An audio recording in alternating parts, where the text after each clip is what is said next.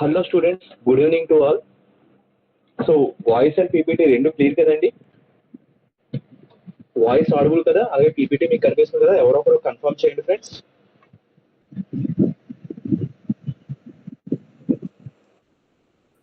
Let I will continue this session.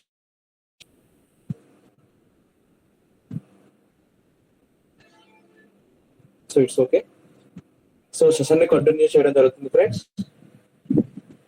So మనం గత sessions వరకు ఏం చూసామండి? గత సెషన్స్ వరకు మనం బార్ చార్ట్స్, పై చార్ట్స్, అలాగే ఈ సెషన్ లో అంటే చివరి సెషన్ లో మనం పై చార్ట్స్ తర్వాత లైన్ గ్రాఫ్స్ అనేవి స్టార్ట్ చేసాం కదా. ఈ లైన్ గ్రాఫ్స్ లో డిఫరెంట్ మోడల్స్ ని కొంచెం క్లిష్టతరంగా ఉండేటువంటివి, కొంచెం ట్రికీగా ఉండేటువంటి క్వశ్చన్స్ నేర్చుకుందామండి. ఎందుకంటే ఒక్క ట్రికీ క్వశ్చన్స్ ఎన్ని ఈజీ ప్రాబ్లమ్స్ అయినా చేయొచ్చు. ఒక్క ట్రికీ క్వశ్చన్ నేర్చుకుంటే ఎన్ని ఈజీ ప్రాబ్లమ్స్ అయినా మీరు చేయొచ్చు అనమాట.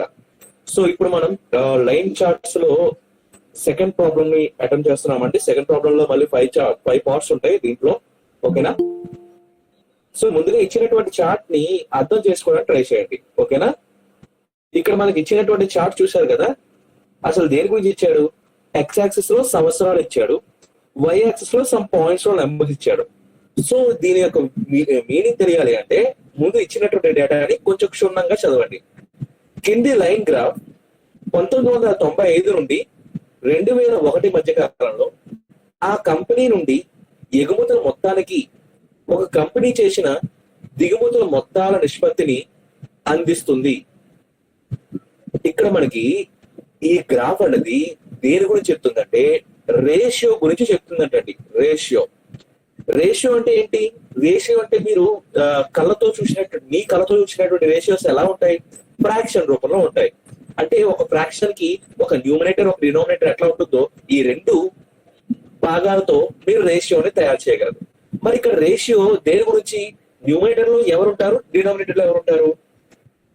Ratio of the amounts of imports by a company to the amounts of exports from that company.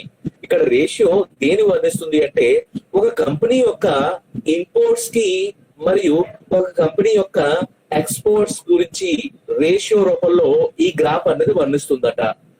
ఏ సంవత్సరం నుంచి ఏ సంవత్సరం వరకు అంట? 1995 సంవత్సరం నుంచి 2001 సంవత్సరం వరకు ఈ ఇంపోర్ట్స్ టు ఎక్స్పోర్ట్స్ రేషియో అనేది ఇక్కడ మనకి వాల్యూస్ రూపంలో చెప్పడం జరుగుతుంది.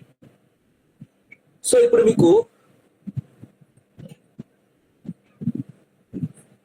మీకు 1 second friends.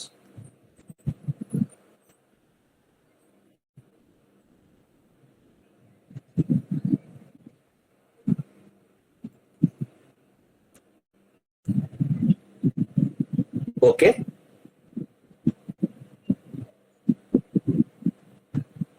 So first question చూడండి.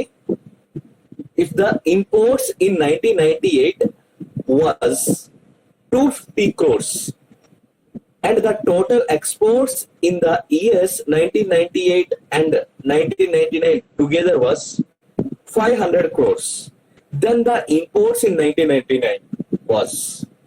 ఇది మొత్తం చదివితే చాలా క్లమ్జీగా అసలు ఏం అర్థం కాకుండా ఉంటుంది. మీరు ఏం చేయాలా అన్నప్పుడు ఇంత పెద్ద క్వశ్చన్ ని స్ప్లిట్ చేయండి, ముక్కలు చేసి, అంటే ముక్కలంటే మీకు అర్థమైనట్టు వరకు చూసి దాన్ని స్ప్లిట్ చేసి ఆ స్ప్లిట్ చేసినటువంటి భాగానికి ప్రాబ్లమేటిక్ రూపంలో ఒక రూపాన్ని తండి, ఓకేనా? నేను ముందుగా చిన్న అక్షరాన్ని స్టేట్మెంట్ లో వచ్చినట్టు ఫస్ట్ స్టేట్మెంట్ చదువుతాను. If the imports in 1998 was 250 crores, ఇక్కడ వరకు చదివి ఆపేయండి. 1998 లో అంట ఇంపోర్ట్స్ అంట 250 కోట్లు అంట. 1998 కి సంబంధించిన డేటా కూడా వేసేసుకోండి. మీకు డయాగ్రామ్ రూపేనా 1998 కి సంబంధించిన డేటా ఏముంది? ఇక్కడ 1.25 అనేది కనిపిస్తుంది కదా 1998 తిరణంగా.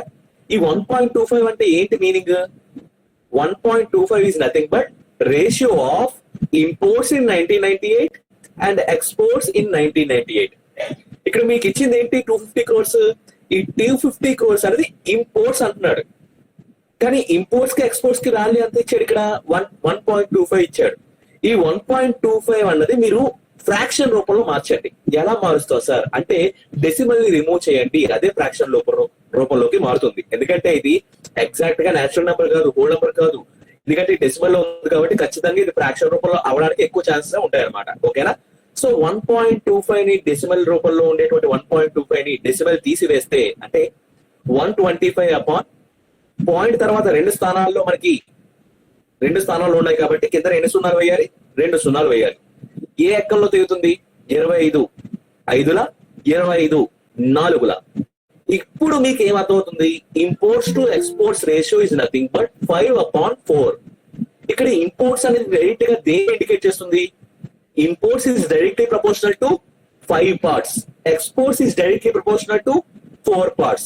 ఇక్కడ ఇంపోర్ట్స్ అనేవి 5 భాగాలు అయితే ఎక్స్పోర్ట్స్ అనేది 4 భాగాలు అనే మీనింగ్ ని ఈ 1.25 చెప్తుంది అనమాట. సో ఇప్పుడు మీకు సబ్స్టిట్యూట్ చేయండి. 1998 లో నంబర్ రూపంలో మీకు ఇది రేషియోలో ఇచ్చింది, భాగాల రూపంలో మీకు వచ్చింది వాల్యూ 5 parts 4 parts అని చెప్పేసి. కానీ నంబర్ రూపంలో క్వశ్చన్ లో ఎంత ఇచ్చాడు? వాల్యూ రూపంలో, ఎగ్జాక్ట్ అబ్సల్యూట్ వాల్యూ రూపంలో ఇంపోర్ట్స్ అనేది 250 కోట్లు అన్నాడు. అంటే ఇక్కడ ఇంపోర్ట్స్ అనేది మీకు 5 భాగాలని తెలుసు, 5 parts అని తెలుసు. అలాగే దీని యొక్క వాల్యూ, టోటల్ వాల్యూ 250 crores అని నంబర్ రూపంలో కూడా, ప్రైస్ రూపంలో కూడా తెలుసు. అంటే ఒక భాగం విలువ ఎంత అవుతుంది? ఒక భాగం విలువ 50 కోట్లు అవుతుంది. సో ఇప్పుడు మీకు ఎక్స్పోర్ట్స్ వాల్యూ కూడా వచ్చేసింది కదా. 1998 లో ఎన్ని ఎక్స్పోర్ట్స్ అయ్యాయంటే ఒక భాగం విలువ 50 కోట్లు అయితే 4 భాగాల విలువ 200 కోట్లు అనమాట. సో ఇలా ఇంపోర్ట్స్ టు ఎక్స్పోర్ట్స్ రేషియో తెలియడం వల్ల, ఈ వాల్యూ తెలియడం వల్ల, 1.25 వాల్యూ తెలియడం వల్ల మీకు ఎక్స్పోర్ట్స్ 1998 లో ఎంత జరిగిందో కూడా తెలిసిపోయింది అనమాట. క్వశ్చన్ లో ఇంపోర్ట్స్ మాత్రం ఇచ్చారు, దాని నుంచి మీరు ఎక్స్పోర్ట్స్ కూడా కనిపెట్టేశారు. ఇప్పుడు స్టేట్మెంట్ ని కొంచెం చదవడానికి ట్రై చేస్తాను. And the total exports in 1998 and 1999 together is 500 crores.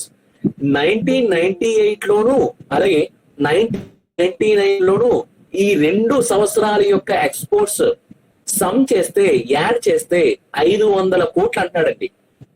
నాకు ఆల్రెడీ 1998లో ఎన్ని ఎక్స్పోర్ట్స్ అయ్యాయో తెలుసు. ఎంత? 1998లో 200 కోట్స్ ఎక్స్పోర్ట్స్ అయ్యాయి. 200 కోట్ల ఎక్స్పోర్ట్ ద్వారా సంపాదించానని కనిపెట్టేశాను. ఈ 1998కి 99కి రెండు కలిపి 500 కోట్లు అంటాను. మీకు 2 నౌన్స్ తెలిసి ఒక అన్నౌన్ తెలియకపోతే అన్నౌన్ కనిపెట్టారా? ఈజీగా కనిపెట్టచ్చు. సో ఇక్కడ 1998 వాల్యూ 200 crores అని తెలుసు, టోటల్ వాల్యూ 500 crores అని తెలుసు. సో మనకి 1999 లో ఎంత ఎక్స్పోర్ట్స్ జరిగాయి అంటే టోటల్ గా 300 crores ఎక్స్పోర్ట్స్ జరిగాయి అనమాట. ఇప్పుడు ఇంకేమన్నాడు క్వశ్చన్ లో, ఇంకొంచెం చదివితే then the imports in 1999 was. 1999 లో ఎక్స్పోర్ట్స్ మాత్రమే మీరు కనిపెట్టారు. కానీ క్వశ్చన్ లో ఏమడుతున్నాడు? ఇదే 1999 లో ఇంపోర్ట్స్ ఎన్ని జరిగాయి, ఇంపోర్ట్స్ ద్వారా ఎంత డబ్బులు ఖర్చు చేశారు అన్నది అడుగుతున్నారు. 1999 డేటా చూడండి డయాగ్రామ్ లో. 1999 చిన్నంగా ఎంత ఉంది? వాల్యూ 1.4 ఉంది. 1.4 అనేది ఎగ్జాక్ట్ న్యాచురల్ నెంబర్ కాదు కదండి. ఈ డెసిమల్ లో ఉందంటే ఇది ఖచ్చితంగా ఫ్రాక్షన్ లో రావడానికి అవకాశం ఉంది కదా, 100 అవకాశం ఉంది. సో మనకు 1.4 అనేది 1999 లో imports to exports ratio value అనమాట. 1.4 ని మీరు రేషియోలో మారిస్తే 14/10 కదా, 2 7s 2 5s. అంటే ఇంపోర్ట్స్ అనేవి 7 భాగాలు అయితే ఎక్స్పోర్ట్స్ అనేవి 5 భాగాలు. మీకు పార్ట్స్ రూపంలో నెంబర్స్ తెలుసు, అలాగే ప్రైస్ విలువ రూపంలో కూడా నెంబర్ తెలుసు. దేని తెలుసు? ఇంపోర్ట్స్ దా ఎక్స్పోర్ట్స్ దా? ఎక్స్పోర్ట్స్ తెలుసు. 1999 లో ఎక్స్పోర్ట్స్ అనేవి 300 కోట్లు అయ్యాయి. అది ఎంతకి సమానం? ఎన్ని భాగాలకు సమానం? 5 భాగాలకి సమానం. 5 భాగాల విలువ 300 కోట్లు అయితే 5 భాగాల విలువ 300 కోట్లు అయితే 7 భాగాల విలువ ఎంత అవుతుంది? ఒక భాగం విలువ 60 కోట్లు, 7 భాగాల విలువ 420 కోట్లు. ఏంటిది 420 కోట్లు అనేది? 1999 లో ఇంపోర్ట్స్ జరిగినటువంటి ఇంపోర్ట్స్ యొక్క విలువ 420 కోట్లు. సో మనకి అదే కదా అడుగుతున్నారు. Then the imports in the 1999 was అని అడుగుతున్నాడు కదా. సో మన కరెక్ట్ ఆప్షన్ ఏమవుతుంది? 420 crores ఎక్కడ ఉంది? ఆప్షన్ డి లో ఉంది. So option D is the right answer. So ఇచ్చిన డయాగ్రామ్ అనేది పర్సంటేజ్ లో ఇచ్చాడా, రేషియో ఇచ్చాడా, యావరేజ్ ఇచ్చాడా, ఆ వాల్యూస్ ఏంటనేది అర్థం చేసుకోవాలండి. మీకు కాన్సెప్ట్స్ కి మీరు స్టిక్ అయ్యి క్యాలిక్యులేషన్ చేస్తే ఎట్లాంటి ప్రాబ్లం అయినా ఈజీగా అయినా చేయొచ్చు. ఓకేనా? నెక్స్ట్ క్వశ్చన్ చూడండి, second one. The imports were minimum proportionate to the exports of the company in the year. మనకి ఈ డయాగ్రామ్ లో ప్రతి వాల్యూ దేని గురించి చెప్తుందండి? ప్రతి వాల్యూ కూడా ఇంపోర్ట్స్ టు ఎక్స్పోర్ట్స్ రేషియో గురించి చెప్తుంది. కానీ ఇక్కడ క్వశ్చన్ లో ఏమడుగుతున్నాడు? Imports were minimum, imports were minimum proportionate to the exports. అంటే imports to exports equal to minimum ఎప్పుడు అవుతుంది, ఏ సంవత్సరంలో అవుతుంది? కింద ఇచ్చినటువంటి ఆప్షన్ చూసారా, 1995, 96, 97, 2000. ఇక్కడ మీకు ఏది అతి చిన్న వాల్యూ ఉందో, ఇక్కడ మనకి ప్రతి వాల్యూ కూడా దేని గురించి చెప్తుంది? ఇంపోర్ట్స్ టు ఎక్స్పోర్ట్స్ కదా. వీడు కూడా ఇంపోర్ట్స్ టు ఎక్స్పోర్ట్స్ ఎక్కడ మినిమం అని అడుగుతున్నాడు.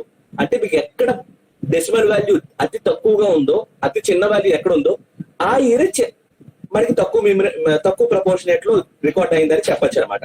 అంటే ఇంపోర్ట్స్ టు ఎక్స్పోర్ట్స్ అనేది మినిమం ప్రపోర్షనేట్ అనేది ఎక్కడ జరిగింది అంటే, ఎక్కడైతే మనకి imports to exports ratio diagram లో వాల్యూ అనేది చిన్న వాల్యూ ఉందో అక్కడే మనకి కరెక్ట్ ఆన్సర్ అనేది అవుతుంది అనమాట. సో ఎక్కడ 1995 చూడండి 0.65, 1995 value 0.65 imports to exports ratio. 1996 లో 0.85, 1997 లో 0.35, 2000 లో 0.95. ఏది చిన్న వాల్యూ? ఆబ్వియస్లీ మనకి ఆప్షన్ సి 1997 లోనే ఇంపోర్ట్స్ టు ఎక్స్పోర్ట్స్ రేషియో 0.35 ఉంది. అంటే మీనింగ్ ఏంటిది?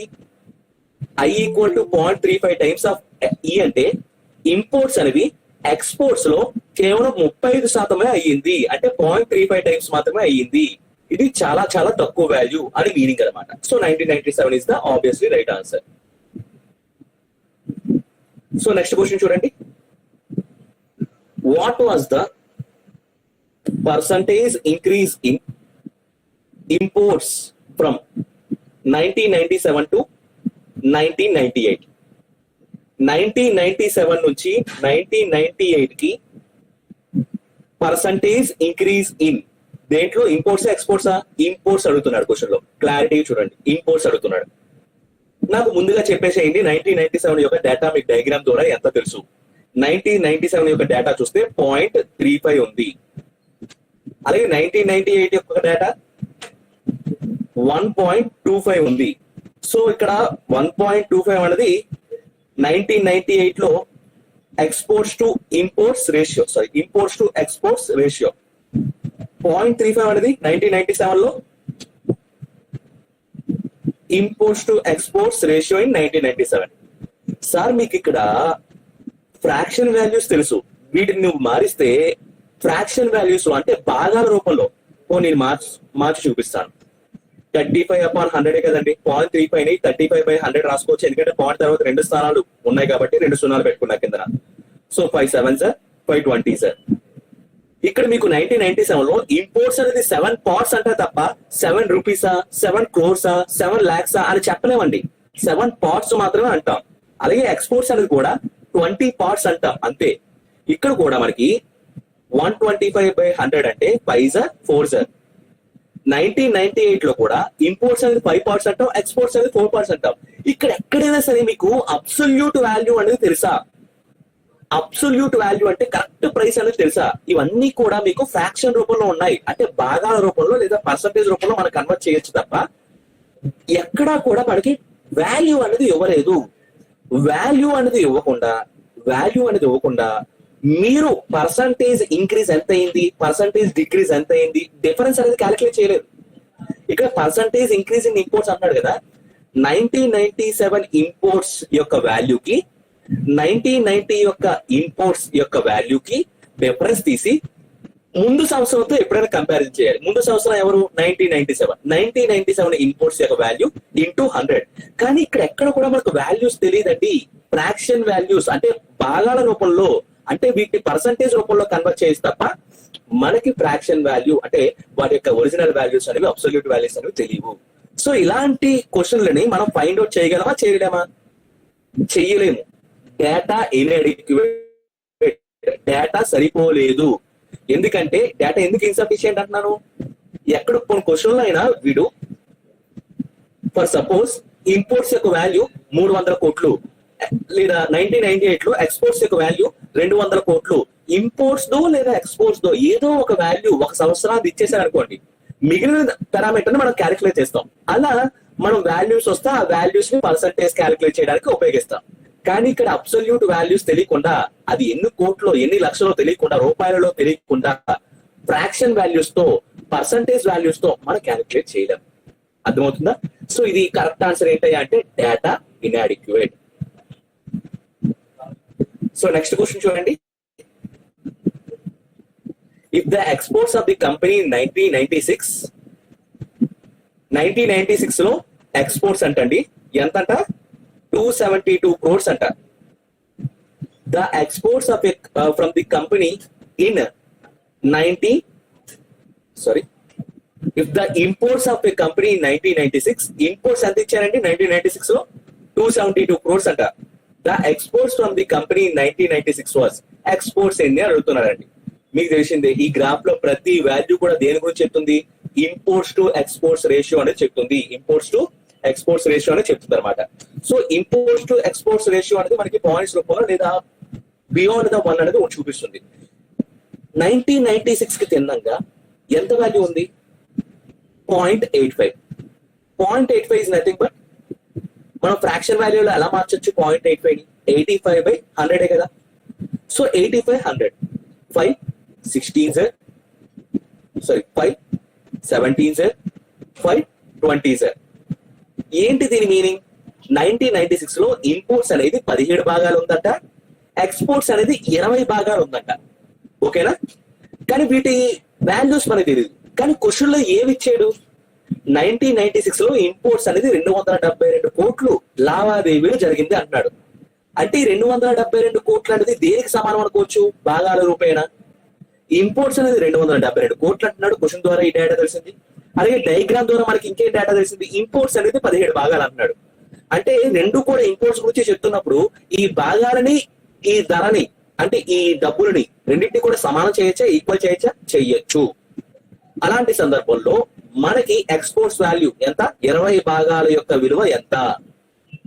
సో 17వ ఎక్కల్లో తెలుగుతుందా అండి? 17 1 17, 17కి 27కి తేడా ఎంత 10, 10 క్యారీ ఆన్ ఎంత ఉంది పక్కన 102, 102 17వ ఎక్కల్లో ఎప్పుడు వస్తుంది అంటే 2 యూనిట్ డిజిట్ ఎప్పుడు వస్తుంది 17వ ఎక్కల్లో 7 6 42 అంటే 17 6 ట్రై చేయండి. 7 6 42, 6 1 6 10. సో మనకి 16 17 16 272. సో 20 × 16 20 × 2 16 32 320 కోట్లు అంటండి. 320 కోట్లు ఎక్స్పోర్ట్స్ లావాదేవీలు జరిగిందంట 1996లో. ఆప్షన్ ఉందా? Yes, option B is the right answer.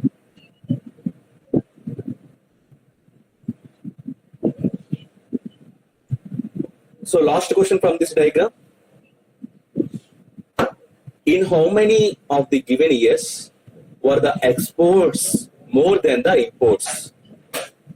ఏ సంవత్సరాల్లో ఎన్ని సంవత్సరాల్లో ఎక్స్పోర్ట్స్ అనేది ఇంపోర్ట్స్ కన్నా ఎక్కువగా ఉంది అని అడుగుతున్నారండి. Exports greater than imports. కానీ మనకి ఇచ్చినటువంటి వాల్యూస్ ఏంటి డేటాలో అంటే డయాగ్రామ్ లో మనకి లైన్ చార్ట్ లో 1995 లో ఇంపోర్ట్స్ టు ఎక్స్పోర్ట్స్ ఇచ్చాడు డేటా. అంటే ఇంపోర్ట్స్ టు ఎక్స్పోర్ట్స్ ఎంత ఇచ్చాడు 0.65 ఇచ్చాడు. 0.65 మీనింగ్ ఏంటి, imports equal to 0.65 times of exports. అంటే ఇంపోర్ట్స్ అనేవాడు ఎక్స్పోర్ట్స్ లో 0.65 టైమ్స్ ఉన్నాడు. అంటే దీన్ని బట్టి మీకు ఏమర్థమైంది, ఎక్స్పోర్ట్స్ అనేవి ఇంపోర్ట్స్ కన్నా మీనింగ్ అంతే కదండి అన్నమాట. అలాగే 1996 కూడా ఒక ఇయర్. ఇక్కడ మీరు ఒకటి అర్థం చేసుకోవాలి, ఎప్పుడైతే మనకి ఒక వాల్యూ అనేది 1 వచ్చిందో లెస్ దాన్ 1 వచ్చిందో, లెస్ దాన్ 1 వచ్చింది అంటే మీనింగ్ ఏంటి, లెస్ దాన్ 1 అనేది ఎప్పుడు వస్తుంది, డినామినేటర్ లో ఉండేటువంటి వాల్యూ న్యూమినేటర్ కన్నా ఎప్పుడైతే ఎక్కువగా ఉంటుందో అప్పుడు మాత్రమే మనకి ఆ వచ్చేటువంటి వాల్యూ ఆ ఫ్రాక్షన్ యొక్క వాల్యూ లెస్ దాన్ 1 ఉంటుంది. ఇక్కడ డినామినేటర్ ఎవరున్నారు, డినామినేటర్ లో ఎక్స్పోర్ట్స్ ఉన్నారు. న్యూమినేటర్ లో ఎవరున్నారు, న్యూమినేటర్ లో ఇంపోర్ట్స్ ఉన్నారు. సో ఎక్స్పోర్ట్స్ ఆబ్వియస్లీ ఇంపోర్ట్స్ కన్నా ఎక్కువ అయినప్పుడే కదా మనకి 1 కన్నా తక్కువ వాల్యూ వస్తుంది. సో సింపుల్ ఇక్కడ ఉందండి, మనకి ఎక్కడ గ్రేటర్ దాన్ 1 వస్తుంది, ఎక్కడ లెస్ దాన్ 1 వస్తుంది. మనకి 2/5 2 2 4 5 అంటే 1లో సగం, ఇంకా 1 క్యారీ ఆన్ 1లో సగం కాబట్టి 2 2.5 5. సో ఎప్పుడైతే డినామినేటర్ వాల్యూ న్యూమినేటర్ కన్నా తక్కువగా ఉందో అప్పుడు మనకి గ్రేటర్ దాన్ 1 వాల్యూ వస్తుంది. కానీ ఇక్కడ చూసారా, ఈ కేసులో చూసారా, డినామినేటర్ వాల్యూ న్యూమినేటర్ కన్నా పెద్దదిగా ఉంది. ఇలాంటి సందర్భంలో మీకు ఖచ్చితంగా వాల్యూ అనేది ఏమవుతుంది? సో 2/5 అంటే 0.2 పెట్టుకుంటే 5×4 = 20 అంటే 0.4. 0.4 అనేది లెస్ దాన్ 1 కదా. ఇది ఎప్పుడు సాటిస్ఫై అయింది? ఎప్పుడైతే మనకి న్యూమినేటర్ కన్నా డినామినేటర్ వాల్యూ అనేది పెద్దదిగా ఉందో అప్పుడు మాత్రమే మనకి పాయింట్స్ లో వస్తుంది ఆన్సర్ అనేది. సో ఆబ్వియస్లీ మనకి ఇక్కడ ప్రతి రేషియో కూడా, ప్రతి వాల్యూ కూడా ఇంపోర్ట్స్ టు ఎక్స్పోర్ట్స్ మాత్రమే చెప్తుంది కాబట్టి ఖచ్చితంగా imports to exports value less than 1 ఉంటేనే ఎక్స్పోర్ట్స్ అనేవి ఇంపోర్ట్స్ కన్నా ఎక్కువగా ఉన్నట్టు, అంటే డినామినేటర్ వాల్యూ ఎక్కువగా ఉన్నట్టు. సో మనకి ఎక్కడెక్కడ పాయింట్స్ లో ఉన్నాయి వాల్యూస్? 1995 దగ్గర, 1996 దగ్గర, 1997 దగ్గర, 2000 దగ్గర. సో టోటల్ గా ఎన్ని ఇయర్స్ లో మనకి ఎక్స్పోర్ట్స్ అనేవి ఇంపోర్ట్స్ కన్నా ఎక్కువగా ఉన్నాయంటే టోటల్ గా 4 సంవత్సరాల్లో మనకి ఎక్స్పోర్ట్స్ అనేవి ఇంపోర్ట్స్ కన్నా ఎక్కువగా ఉన్నాయి. సో మనకి ఏ ఆప్షన్ కరెక్ట్ అండి? Option D is the right answer. ఓకేనా, క్లియర్ కదా? నెక్స్ట్ క్వశ్చన్ కి మూవ్ అవ్వచ్చా? సో నెక్స్ట్ క్వశ్చన్ కి మూవ్ అవుతాను చూడండి friends.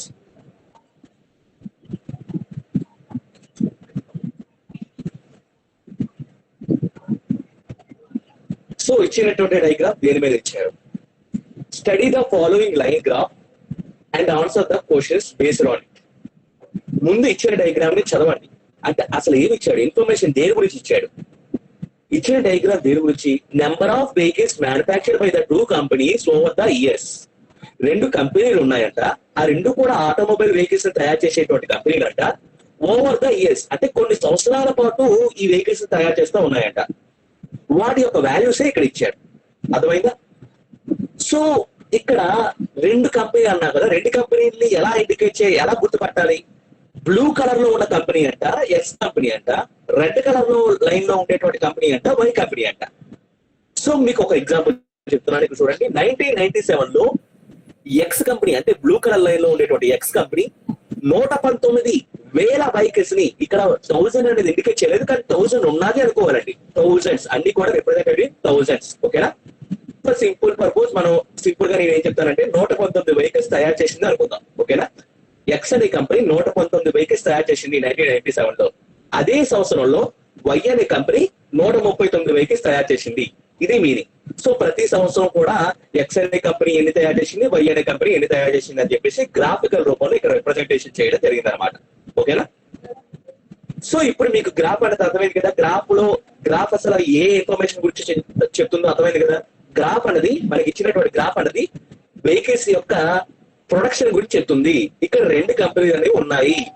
Some number of years లో ఒక్కొక్క కంపెనీ ఎంత ప్రొడక్షన్ చేసిందో మన గ్రాఫ్ అప్పుడు చెప్తుంది అని మనకు అర్థమైంది గ్రాఫ్ చూస్తే. ఇప్పుడు మనం క్వశ్చన్ లోకి ఎంటర్ అవుతాం. ఫస్ట్ క్వశ్చన్ చూడండి. ఫస్ట్ క్వశ్చన్ ఏమంటున్నాడు? What is the difference between the number of vehicles manufactured by the company by number of vehicles manufactured by the company by in 2000 and 2001. ఇక్కడ simple గా ఏ mathematical operation calculate చేయమంటాడు? రేషియోవా, యావరేజా, పర్సంటేజా, ఏంటి, సమ్మా, టోటలా, ఏంటి? Just difference మాత్రమే చూడమంటాడు. ఎవరికి మధ్య? Difference between the number of vehicles manufactured by the company Y and company Y in 2000 and 2001. మీరు కంపెనీ ఎక్స్ గురించి అసలు పట్టించుకోవాల్సిన అవసరం లేదు. క్వశ్చన్ లో కేవలం ఒకే ఒక కంపెనీ గురించి అడిగారు, అతను కంపెనీ వై మాత్రమే. కంపెనీ వై 2000 సంవత్సరంలో ఎన్ని వెహికల్స్ తయారు చేసింది, 2001 సంవత్సరంలో ఎన్ని వెహికల్స్ తయారు చేసింది, వీటి మధ్య డిఫరెన్స్ ఎంత అని అడుగుతున్నాడు. అంతే. 2000 సంవత్సరంలో కంపెనీ వై అంటే రెడ్ కలర్ ఎక్కడ ఉంది? 2000 సంవత్సరం తిన్నంగా చూస్తే రెడ్ కలర్ అనేది ఇక్కడ ఉంది. ఎంత? 128 డిఫరెన్స్. 2001 లో 2001 సంవత్సరంలో రెడ్ కలర్ డాట్ ఎక్కడ ఉంది? లైన్ అనేది ఎక్కడ ఉంది? ఇక్కడ ఉంది. అంటే 107. 128 కి 107 కి తేడా ఎంత అండి? 21 కదా. కానీ మనకి ఎక్కడైనా ఆప్షన్ లో 21 ఉందా? 21 లేనప్పుడు మీరు ఏమని గుర్తు పెట్టుకోవాలి?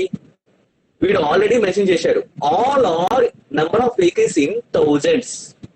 ఇక్కడ ఇచ్చినటువంటి ప్రొడక్షన్ లో ఉండేటువంటి ప్రతి నెంబర్ కూడా ఇంటూ 1000 చేయబడుతుంది అని మీనింగ్ ఇచ్చేశాడు. అంటే చివరిలో మీరు ఏం చేయాలి? దీన్ని ఇంటూ 1000 చేయాలి. సో 21,000 ఉందా? Yes, option D is the right answer. So next question కి వెళ్దామండి.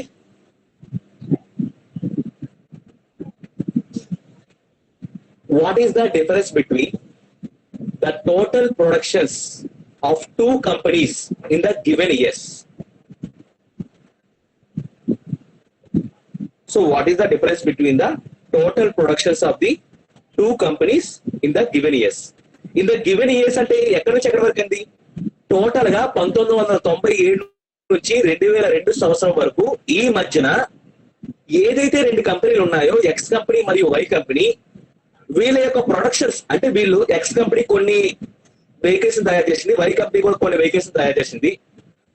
ఆ సంఖ్య మధ్య ఉన్న వ్యత్యాసం ఎంత? డిఫరెన్స్ ఎంత? What is the difference between the total productions of the two companies in the given years? So 1997 నుంచి 2002 వరకు ఎక్స్ కంపెనీ ఎన్ని వెహికల్స్ తయారు చేసిందో క్యాలిక్యులేట్ చేసేయండి, సమ్ చేసేయండి. అదే 1997 నుంచి 2002 సంవత్సరం వరకు వై కంపెనీ అనేవాడు ఎన్ని వెహికల్స్ తయారు చేశాడో మొత్తం సమ్ చేసేయండి. ఈ సమ్ చేసిన తర్వాత ఆ రెండింటి మధ్య ఉండేటువంటి డిఫరెన్స్ చెప్పండి. అదే ఆన్సర్ మనకి. ఓకేనా? సో క్వశ్చన్ మీకు అర్థమైతే ఏం చేయాలనేది అర్థమవుతుంది. ఇక్కడ డిఫరెన్స్ అడుగుతున్నాడు, తర్వాత ఇంకేం అడుగుతున్నాడు? Total productions of the two companies in the given years. Total production ఎప్పటి నుంచి ఎప్పటి వరకు? In the given years. ఎక్కడి నుంచి ఎక్కడి వరకు ఇచ్చాడు మనకి ఎగ్జామ్ లో? గివెన్ ఇయర్స్ అంటే 1997 నుంచి 2002 వరకు టోటల్ ప్రొడక్షన్, రెండు కంపెనీల మధ్య టోటల్ ప్రొడక్షన్ కి డిఫరెన్స్ ఎంత అని అడుగుతున్నాడు. ఓకేనా? అర్థమైంది కదా? సో ఎక్స్ కంపెనీ ఏంటండి? ఎక్స్ కంపెనీ ఏ line? Blue colour line. Blue colour line చెప్పండి. రేపు 1997 నుంచి ఎంత ప్రొడక్షన్ చేసిందో? 119,000 plus 99,000 plus 141,000 plus 78,000 plus 120,000 plus 159,000. ఇక్కడ నేను చివరిలో అయినా వేలని యాడ్ చేయొచ్చు, వేలని ఇంటూ చేయొచ్చండి, ప్రాబ్లం లేదు. ఎందుకంటే ఇంటూ అనేది మనకి మొత్తం చేసినా కామన్ తీసేసినా ఒకటే వాల్యూ వస్తుంది, దాంట్లో ఎట్లాంటి సందేహం లేదు. సో మనం ముందు ఈ సింగిల్ గా అంటే చిన్న నంబర్లుగా ఉన్నప్పుడు యాడ్ చేసేద్దాం. 119, 99, 99 100 అనుకోండి. 119 100 219 అంటే ఒకటి తీసేయండి. 280, 218 100 141 100 అనుకోండి. 280 380, 318 కి 40 కలపండి. 318 కి 1 కలిపేయండి, 1 ఉంది కదా. 390, 319 కి 40 కలపండి. 390 కి 40 కలిపే 320, 360, 359. సో 359 ఇక్కడ ఎంత ఉంది? ఇక్కడ 120 ఉంది రండి. సో 359 120, 369 389, 389 ఇంకా ఏమేమి మిగిలాయి? ఈ రెండు మిగిలాయి. 389 78, 389 80 అనుకోండి. అంటే 469 అవుతుంది. రెండు తీసేయండి. 467, 467 567, 567 కి 59 కాబట్టి సో మనకి టోటల్ గా ఎంత వచ్చింది? సో 16 11 12 626 కరెక్టేనా? సో 119 99 141 78 120 159. So 119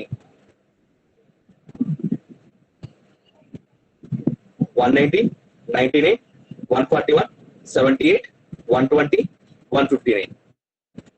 so 99 18 19 19 19 99 28 28 8 28 8 36 4 4 9 13 13 4 17 17 7 24 26 26 5 31.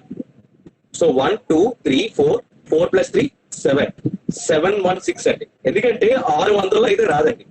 ఎందుకంటే మనకి ఇక్కడ ఆల్రెడీ 100లోనే 100 దాటేసే మనకి 1 2 3 4 ఉన్నాయి. ఈ 99 కూడా 100 అనుకున్నా, కొన్ని 5 ఉన్నాయి. ఇక్కడే మనకి 500 దాటేసే కొన్ని ఆప్షన్స్ దగ్గరగా ఉన్నాయి. సో అలాంటి సందర్భంలో ఖచ్చితంగా 700 దాటుతుంది అనుకోవాలి తప్ప 600లో ఉండదు అని అనుకోవాలి. ఓకేనా? అందువల్ల నేను 600లో రాగానే ఎక్కడో తప్పించాను అనుకుని మళ్ళీ ఒకసారి క్యాలిక్యులేట్ చేశాను. సో ఇది కరెక్ట్ అండి, 716. సో ఎక్స్ యొక్క imports total export total values అంటే ఎక్స్ కంపెనీ టోటల్ గా ఎంత ప్రొడక్ట్ సాధించిందంటే 716,000 యూనిట్స్ వెహికల్స్ తయారు చేసిందట. సేమ్ అలాగే వై కంపెనీ ఎంత తయారు చేసింది చెప్పండి? 139 ఎంతండి? 742,000. సో మనకి 716,000 కి 742,000 కి డిఫరెన్స్ ఎంతండి? సో 4 20 22 ప్లస్ 4 26 ఎంతండి? 26,000 కరెక్టే కదా. 26,000 అనేది so X company 716,000, why company 740,000. ఈ రెండింటి మధ్య వ్యత్యాసం 26,000 యూనిట్లు అనమాట. సో మనకు option C is the right answer. ఇది సింపుల్ డిఫరెన్స్ కాబట్టి ఇక్కడ మనం టైం వేస్ట్ చేయకూడదు.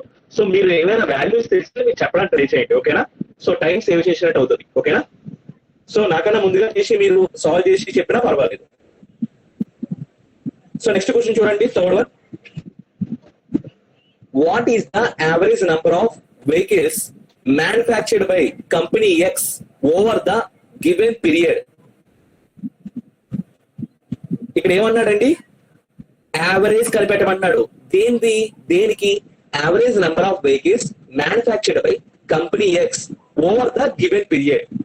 ఓవర్ ద గివెన్ పీరియడ్ అంటే ఏమని చెప్పుకున్నాం మనం?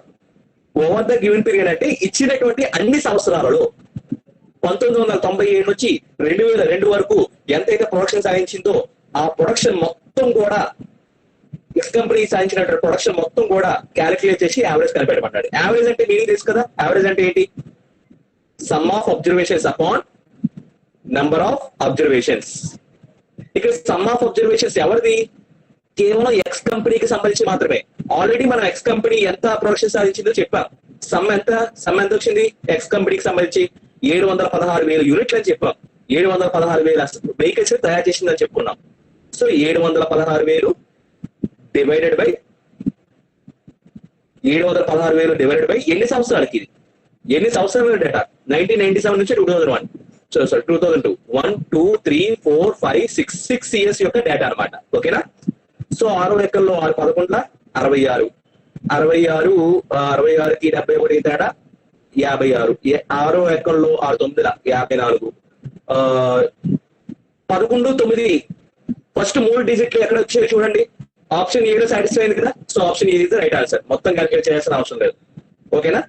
ఎందుకంటే మిగిలిందంతా కూడా మనకి 100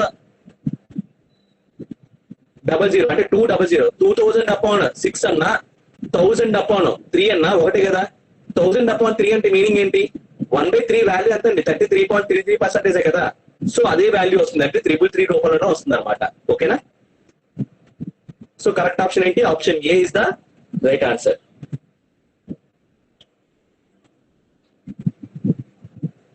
సో నెక్స్ట్ క్వశ్చన్ చూడండి. In which of the following years the difference between the productions of companies X and Y was maximum among the given years? Sir మీకు ఇక్కడ ఏమంటున్నాడు? ఎక్స్ కంపెనీ మరియు వై కంపెనీ యొక్క ప్రొడక్షన్స్ లో ఎక్కడ maximum difference ఉంది? మీరు ఇక్కడ ఇచ్చినటువంటి ప్రతి సంవత్సరానికి క్యాల్కులేట్ చేయాల్సిన అవసరం లేదండి. 1997 లో ఎక్స్ యొక్క ప్రొడక్షన్ ఎంత, 1997 లో వై యొక్క ప్రొడక్షన్ ఎంత, మళ్ళీ వీటి యొక్క డిఫరెన్స్ ఎంత, ఇలా క్యాల్కులేట్ చేయాల్సిన అవసరం లేదు. డైరెక్ట్ గా డయాగ్రామ్ దగ్గరికి వెళ్ళండి. డయాగ్రామ్ మీద మీ యొక్క కళ్ళతో ఫోకస్ చేయండి. ఫోకస్ చేస్తే ఇక్కడ ఈ blue colour line, red colour line, brown colour line, blue colour line, brown colour line ఎక్కడ మ్యాక్సిమం డీవియేషన్ కలిగి ఉంది? Blue colour line, brown colour line maximum gap ఎక్కడ ఉందండి? 1999 దగ్గర నాకు అనిపిస్తుంది, 2000 దగ్గర కూడా అనిపిస్తుంది అండి. 2 ఆప్షన్లు రావడానికి అవకాశం ఉందేమో అనిపిస్తుంది.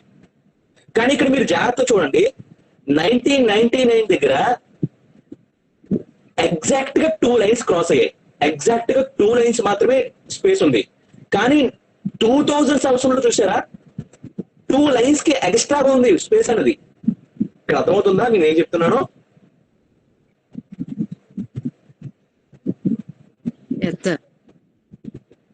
ఇక్కడ నేను 1999, 2000 2 ఆప్షన్లు eliminate. Option A, option B ఖచ్చితంగా కాదండి. ఆప్షన్ సి, ఆప్షన్ డి అనుకుంటాను. కానీ 1999 దగ్గర డిస్టెన్స్ అనేది ఎంతే ఉంది, ఈ డిస్టెన్స్ ఎంతే ఉంది. కానీ 2000 సంవత్సరం దగ్గర చూస్తే ఈ డిస్టెన్స్ అనేది బియాండ్ గా ఉంది. ఎలా చెప్తున్నాను? ఇది 2 లైన్లు, ఈ లైను ఈ లైను, ఈ రెండింటికి మధ్య మాత్రం డిస్టెన్స్ ఉంది. ఇది కూడా ఇక్కడ నుంచి ఈ లైన్ వరకే లేదు, కొంచెం ఇంకా ఎక్స్ట్రా ఉంది. ఈ ఎక్స్ట్రా లైన్ అనేది ఉండడం కారణంగా 1999 కన్నా 2000 లోనే మాక్సిమం డీవియేషన్, మాక్సిమం డిఫరెన్స్ అనేది ఉంది అని చెప్పచ్చు అనమాట. So 2000 is the right answer. Option D is the right answer. So next question.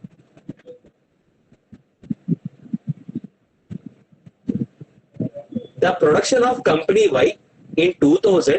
So ఇక్కడ వరకు చదివి ఆపండి.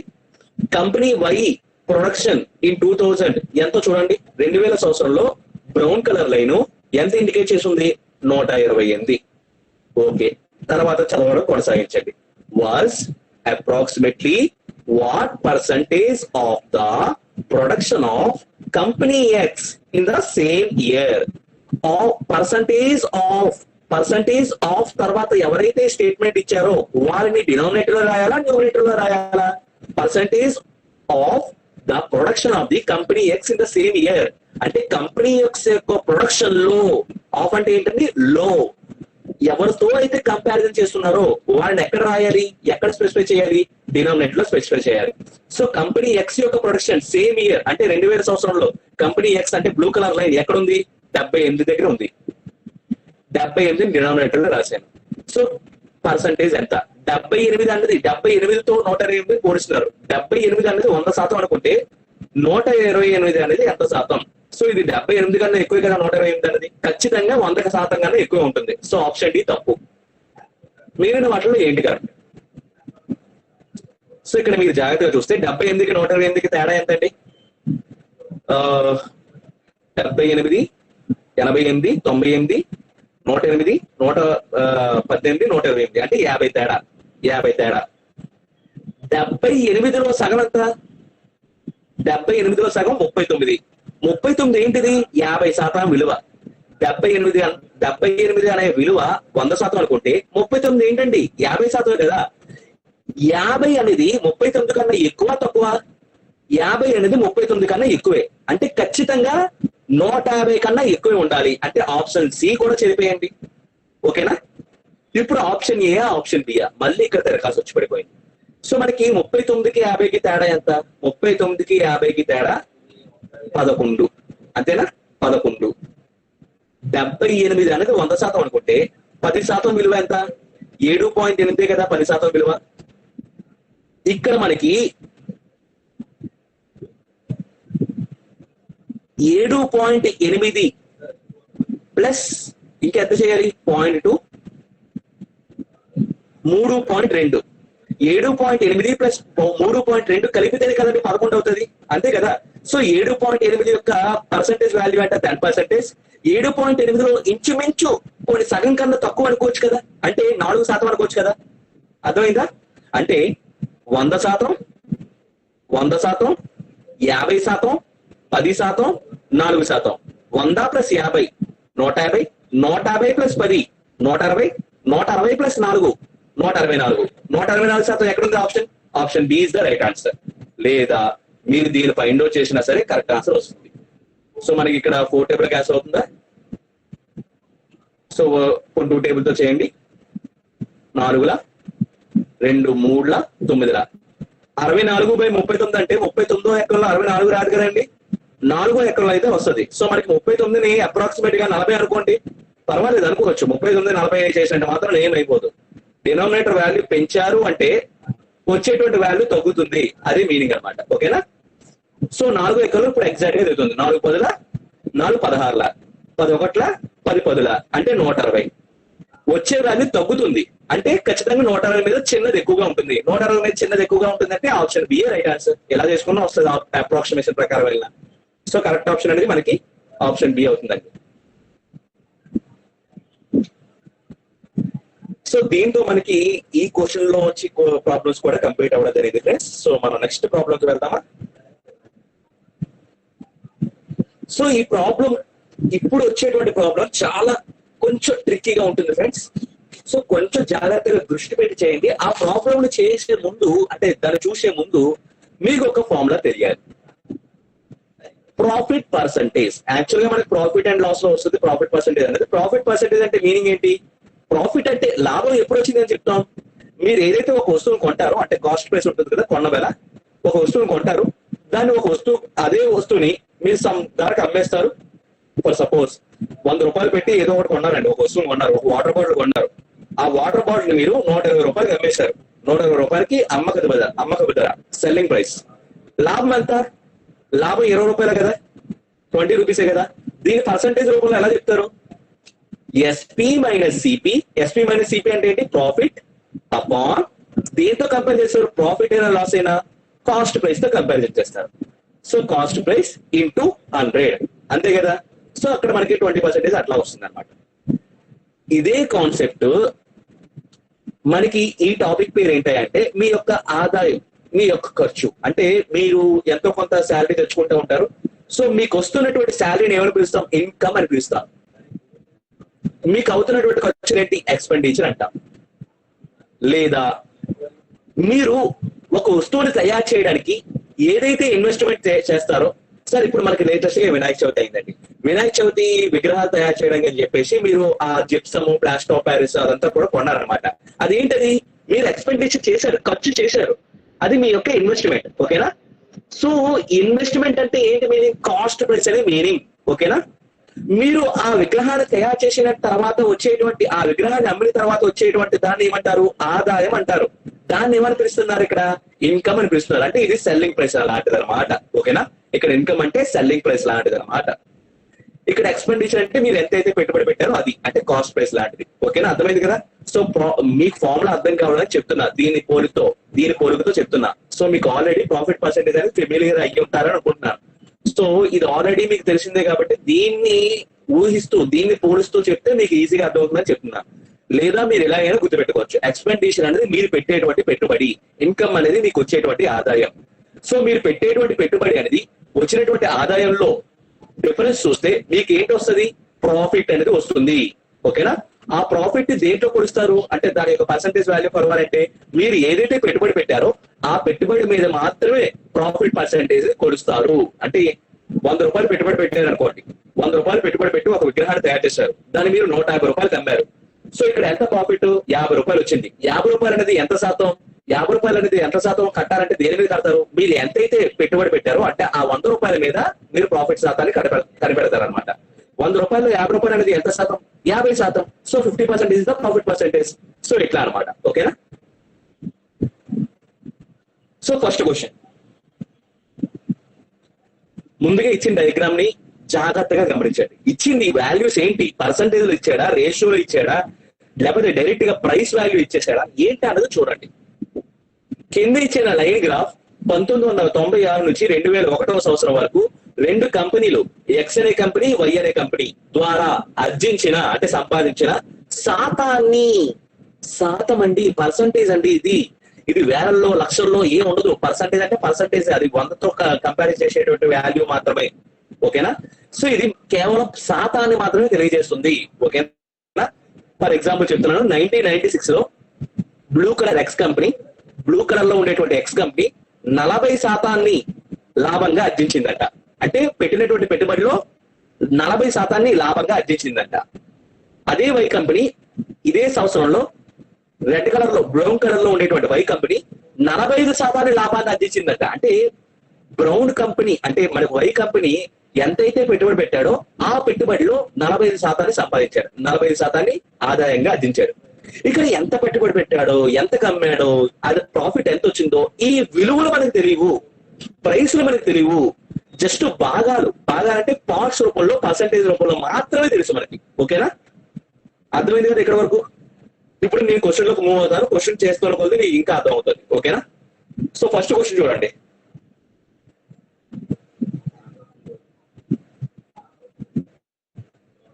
సో ఫస్ట్ క్వశ్చన్ చూడండి friends.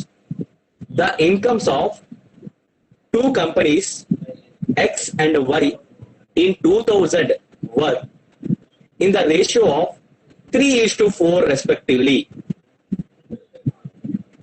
Incomes of two companies X and Y, X company ఉన్నాడంటే Y కంపెనీ ఉన్నాడంట. X కంపెనీ యొక్క income అలాగే Y company యొక్క ఇన్కమ్ 2000 సంవత్సరంలో భాగాల రూపంలో అంటే 3x:4x రూపంలో ఇచ్చాడండి. అంటే ఎక్స్ కంపెనీ, ఎక్స్ అని వద్దు, మళ్ళీ 3p అనుకోండి, లేదా ఇన్కమ్ కాబట్టి 3i అనుకోండి. ఎక్స్ కంపెనీ 3i సంపాదిస్తే వై కంపెనీ 4i భాగాలు సంపాదించిందట. ఓకేనా? ఇక్కడ వరకు అర్థమైంది కదా? నెక్స్ట్ చదువుతాను చూడండి. What was the respective ratio of their expenditures in 2000? ఇదే సంవత్సరంలో, ఇదే 2000 సంవత్సరంలో ఎక్స్ కంపెనీ యొక్క ఎక్స్పెండిచరు, వై కంపెనీ యొక్క ఎక్స్పెండిచరు రేషియో ఎంత అని అడుగుతున్నాడు. ఇక్కడ మీకు డయాగ్రామ్ ద్వారా మీకు ఏం తెలుస్తుంది? డయాగ్రామ్ ద్వారా ప్రాఫిట్ పర్సంటేజ్ తెలుసు. క్వశ్చన్ ద్వారా మీకు ఏం తెలుసు? ఇన్కమ్ యొక్క భాగాలు తెలుసు. మీరు ఎక్స్పెండిచర్ కనిపెట్టలేరా? ఈజీ కనిపెట్టచ్చు. సో ప్రాఫిట్ పర్సంటేజ్ అంటే ఏమని చెప్పుకున్నాం మనం? Profit percentage is nothing but income minus expenditure upon expenditure into 100. ఇదే కదా. మీకు రెండు నౌన్ వాల్యూస్ తెలిసి ఒక అన్నోన్ వాల్యూ తెలియకపోతే, రెండు నౌన్ వాల్యూస్ తెలిసి ఒక అన్నోన్ వాల్యూ తెలియకపోతే కనిపెట్టారా? Unknown value కనిపెట్టచ్చు. కానీ ఇవి భాగాల రూపంలో ఉన్నాయి కాబట్టి, అంటే పర్సంటేజ్ రూపంలో ఉన్నాయి కాబట్టి అది కూడా భాగాల రూపంలో వస్తుంది. ఓకేనా? వాల్యూస్ అయితే ఎక్కడ రావు మనకి. సో ఇప్పుడు నాకు చెప్పండి, 2000 సంవత్సరంలో ముందు నేను ఎక్స్ కంపెనీకి సంబంధించిన డేటా క్యాలిక్యులేట్ చేస్తాను. 2000 సంవత్సరంలో ఎక్స్ కంపెనీ అంటే బ్లూ కలర్ లైన్ ఎక్కడ ఉంది? ఇక్కడ ఉంది. ఎంత వాల్యూ కలిగి ఉంది? 65% వాల్యూ కలిగి ఉంది అనమాట. ఓకేనా? దీని యొక్క ఇన్కమ్ ఎంత? 2000 సంవత్సరంలో income of the X company ఎంత? 3i. ఓకేనా? ఎక్స్పెండిచర్ ఎంతో తెలియదు నాకు, అదే కనిపెట్టాలి. ఈఎక్స్ ఎంతో నాకు తెలియదు, అదే కనిపెట్టాలి. ఓకేనా? డివైడెడ్ బై దేంతో పోలుస్తారు? ఎక్స్పెండిచర్ తోనే కదా క్యాలిక్యులేట్ చేస్తారు ఈ వచ్చినటువంటి ఆదాయాన్ని ఇంటూ 100. ఇదే కదండి ఫార్ములా ప్రకారం. సో ఇప్పుడు మీకు ఏమవుతుంది? ఈఎక్స్ అనేది ఇప్పుడు మీ మోటో ఏంటంటే, మీ ఎజెండా ఏంటంటే ఈఎక్స్ అనేది ఒకవైపు ఉండిపోవాలి, మిగతావన్నీ కూడా మిగతా వైపు వెళ్ళిపోవాలి. ఓకేనా? ఎందువల్ల అంటే మనకి ఎందుకు అలా చేయాలంటే ఈఎక్స్ అన్నా ఎక్సీ అన్నా ఇక్కడ ఒకటే, expenditure of the X company. ఇది నాకు వాల్యూ కావాలి, అందువల్ల నేను ఎక్సీని లేదా company of the X company యొక్క ఎక్స్పెండిచర్ ని ఒక దగ్గర ఉంచేసి ఒకవైపు ఉంచేసి మిగతా వాల్యూస్ ని ఒకవైపు తీసుకువెళ్తున్నా. ఓకేనా? సో ఇక్కడ మనకి 100 ఫస్ట్ ఏం చేయాలి? ఈ వాల్యూస్ డివిజన్ చేస్తున్న దాన్ని కలపకూడదు. ఏదైతే ఇంటూ చేస్తుందో మల్టిప్లికేషన్ చేస్తున్న దాన్ని మూవ్ చేయొచ్చు. సో మల్టిప్లికేషన్ చేస్తున్నటువంటి 100 ఇటు సైడ్ తీసుకొస్తే ఏమవుతుంది? డివిజన్ అవుతుంది. సో ఎంత అవుతుంది? 0.65 equal to 3i minus EX upon EX. So 0.65 EX equal to 3i minus EX. So 3i equal to ఎంత అవుతుందండి? 1. సో మైనస్ ఈఎక్స్ అటు సైడ్ వెళ్తే ఏమవుతుంది? ప్లస్ ఈఎక్సే కదా, సో 0.65 ఈఎక్స్ ప్లస్ ఈఎక్స్ ఎంత అవుతుంది? 1.65 ఈఎక్స్ అవుతుంది అనమాట. ఈఎక్స్ వాల్యూ ఎంత అవుతుంది అంటే కంపెనీ ఎక్స్ యొక్క ఎక్స్పెండిచర్ వాల్యూ ఎంత అవుతుందండి? 3i upon 1.65. ఓకే కదా ఇక్కడ వరకు? ఇప్పుడు నాకు కంపెనీ వై గురించి చెప్పండి. కంపెనీ వై 2000 సంవత్సరంలో ఎంత ప్రాఫిట్ సంపాదించింది? 50% ప్రాఫిట్ సంపాదించింది. కంపెనీ వై యొక్క ఇన్కమ్ ఎంత? 4i. కంపెనీ వై యొక్క ఎక్స్పెండిచర్ అంటే అది తెలియదు నాకు, అదే కనిపెట్టాలి. నేను ఈ వై అనుకుంటున్నా. సో ఈ వై తోనే కంపారిజన్ చేస్తున్నా ఇంటూ 100. సో 100 అని అడిస్తే వెళ్తే 0.5 EY equal to 4i minus EY. So మనకి ఈవై అనేది ఒక సైడ్ వచ్చేస్తే 4i upon, so minus EY అనేది అటు సైడ్ వెళ్తే ఏమవుతుందండి? Plus EY plus 1 EY plus 0.5 EY ఎంత అవుతుంది? 1.5 ఈవై కదా, సారీ 1.5 ఈవై కదా అవుతుంది. 1.5 ని కింద తీసేస్తున్నారు అంటే అవతల సైడ్ తీసుకుంటే డివిజన్ అవుతుంది. ఈవైని మాత్రం అక్కడే ఉంచేస్తారు. సో ఈవై యొక్క వాల్యూ ఎంత వచ్చిందండి? ఓకేనా? ఇప్పుడు సబ్స్టిట్యూట్ చేసేయండి. Expenditure from the company X ఎంత? 3i upon 1.65. Expenditure from the company Y ఎంత? కంపెనీ ఎక్స్ 3i బై 1.65 వచ్చింది. కంపెనీ వై నుంచి ఎక్స్పెండిచర్ ఎంత వచ్చిందండి? 4i అపాన్ 1.5 అన్నమాట. ఓకేనా? So 3i upon 1.65 into 4i, 1.5 పైకి వెళ్తే ఏమవుతుంది? ఇంటూ అవుతుంది 1.5. ఐ క్యాన్సిల్ అయిపోతే పైన కింద ఉన్నాయి కాబట్టి ఓకే. ఇది 150 రాసుకోవచ్చా? ఓకే. ఇక్కడ డివైడెడ్ బై 100, ఇక్కడ డివైడెడ్ బై 100. సో ఇది 165 రాసుకోవచ్చు, ఇది 150 రాసుకోవచ్చు. 5 3s are 50, 5 3s are 50. అంతేనా? ఇంకా 3 10s are 3 11s are. ఇంకేం మిగిలింది? అంతే. 3 into 10 ఎంత అవుతుంది? 3 into 10 న్యూమినేటర్ లో 30, కింద ఎవరు ఉన్నారు? 11 ఉన్నారు. సో 30 by 11 అనేది కరెక్ట్ ఆన్సర్ అండి. 30/11 వచ్చిందా? సో ఎక్కడ తప్పు చేశాం? సో మనకి 0.4. సో ఇక్కడ మనకి ఫస్ట్ కంపెనీ ఎక్స్ యొక్క ఎక్స్పెండిచర్ చూస్తే కంపెనీ ఎక్స్ యొక్క ఎక్స్పెండిచర్ ఎంత వచ్చింది? 65%, 0.65. అటు సైడ్ వెళ్తే okay 1.65, 3i by 1.65, 4i by 1.5i. Okay, so 3/4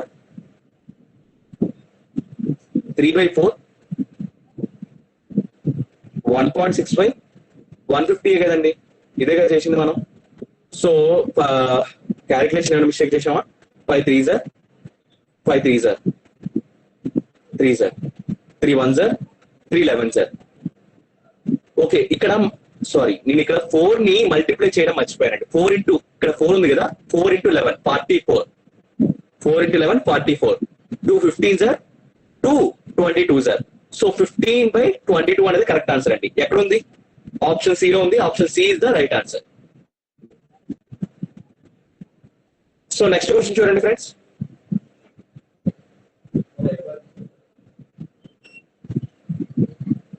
If the expenditure of a company Y in 1997 was 220 crores, then what was its income in 1997?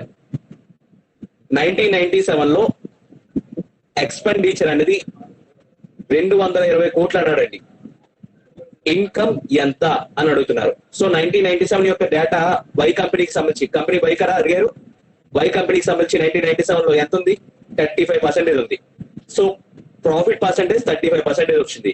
So profit percentage equal to income minus expenditure upon expenditure into 100. So 35% divide by 100 చేస్తే ఏమవుతుంది? 0.35. So 0.35 income ఏంటో తెలియదు, ఐని I లాగే రాసేయండి. Expenditure ఎంత ఇచ్చాడు 1997 లో why కంపెనీకి సంబంధించి? 220 crores అన్నాడు. 220 crores ఓకేనా.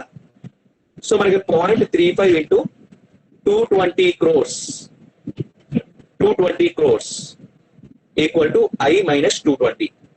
So I equal to 0.35 into 220 minus 220 అంటే దట్ సైడ్ అయితే ఏమవుతుందండి? Plus 220.